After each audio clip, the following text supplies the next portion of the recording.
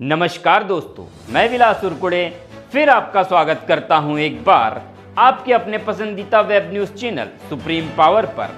अपने आसपास की खबरों से जुड़े रहने के लिए अभी हमारे चैनल को जरूर सब्सक्राइब करें। तो चलिए शुरुआत करते हैं आज की कुछ मुख्य खबरों से। खबर महाराष्ट्र के वर्धा जिले से। उत्तर प्रदेश के यशस्वी मुख्यमंत्री श्री योगी आदित्यनाथ जी द्वारा वर्धा लोकसभा भाजपा महायुति के आधिकारिक उम्मीदवार श्री रामदास तड़स के लिए प्रचार करने के लिए आज हिंगनघाट जिला वर्धा में एक सार्वजनिक बैठक आयोजित की गई। हिंदवी स्वराज के संस्थापक छत्रपति शिवाजी महाराज की दिव्यधरा महाराष्ट्र के वर्धा लोकसभा क्षेत्र में आयोजित विशाल जनसभा को उत्तर प्रदेश के मुख्यमंत्री योगी आदित्यनाथ ने संबोधित किया। वर्धा जिले से दुर्गा प्रसाद बर्वे की रिपोर्ट। छत्रपति शिवाजी महाराज की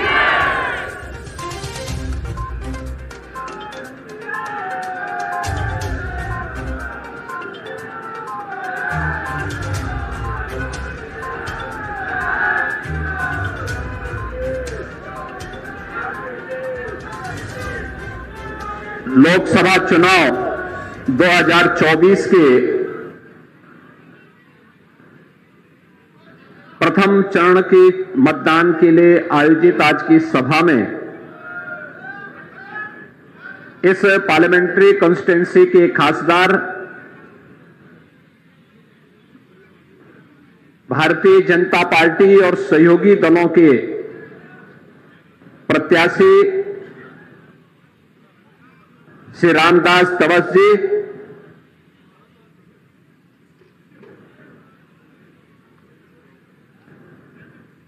आज के इस कार्यक्रम में उपस्थित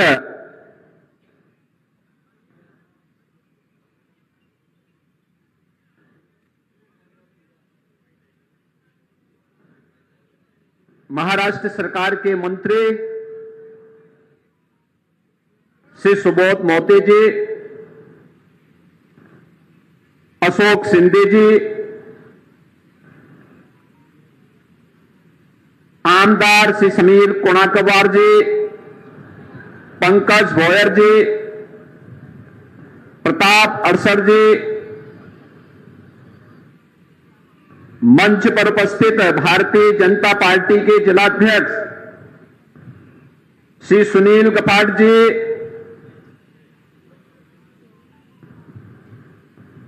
प्रदेश सचिव सरताताई,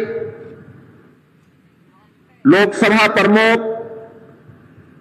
और अन्य भारतीय जनता पार्टी और सहयोगी दलों के सभी हमारे पदाधिकारीगण, भारी संख्या में इस हिंगनघाट नगरी में पधारे उपस्थित बहनों और भाइयों, महान संत भोजाजी महाराज की इस पावन धरा को नमन करते हुए मैं आप सबका हृदय से अभिनंदन करता हूं। बहनों और भाइयों, कल से 9 संवत्सर प्रारंभ हो रहा है। भारतीय नववर्ष गुड़ी पाड़वा का पावन त्योहार। मैं आप सबको इस पर्व की हृदय से बधाई देता हूं, अपनी शुभकामनाएं देता हूं।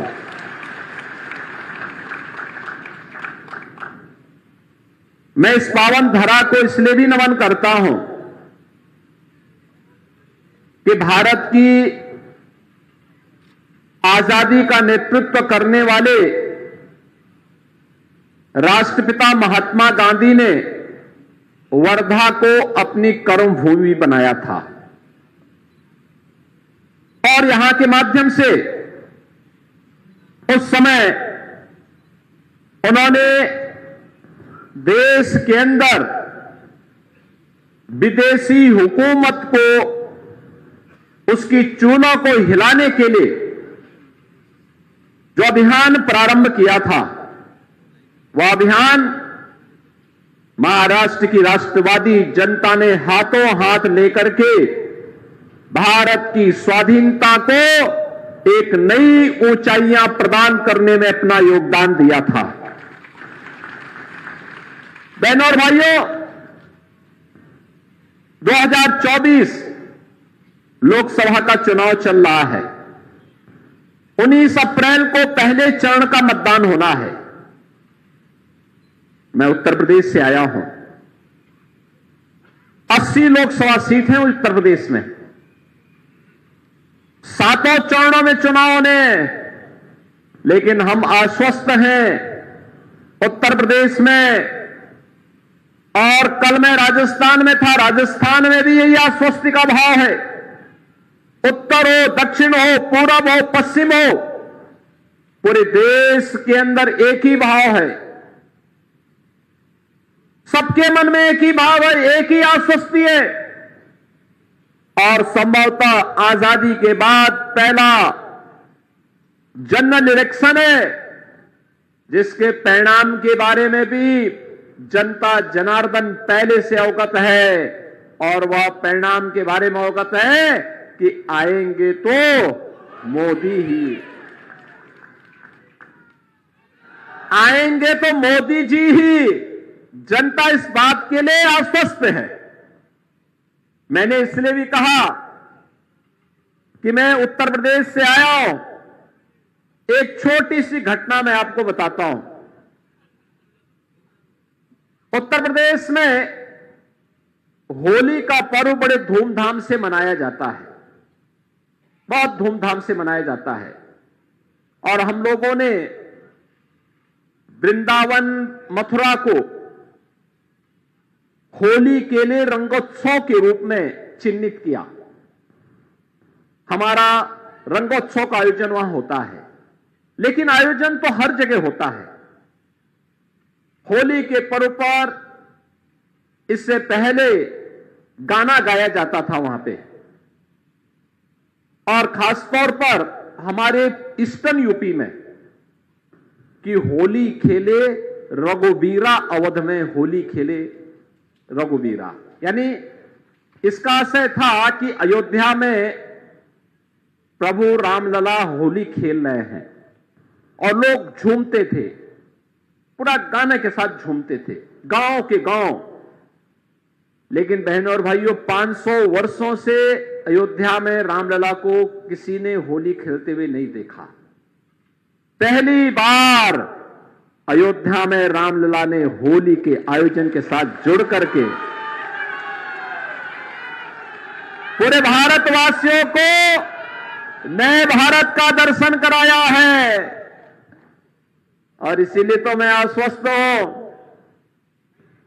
कि अयोध्या में अगर रामलला 500 वर्षों के बाद फिर से विराजमान हो सकते हैं, कोई कारण नहीं कि मोदी जी ने 10 वर्ष में भारत को जो पहचान दी है, जो सम्मान दिलाया है, जो सुरक्षा दी है, जो समृद्धि दी है, गरीब कल्याण के जो कार्यक्रम किए हैं, इन सबको ध्यान में रखते हुए मैं विश्वास के साथ कह सकता हूं कि फिर से आएंगे तो। बहनों और भाइयों, ये जो परिवर्तन देश के अंदर दिखाई दे रहा है,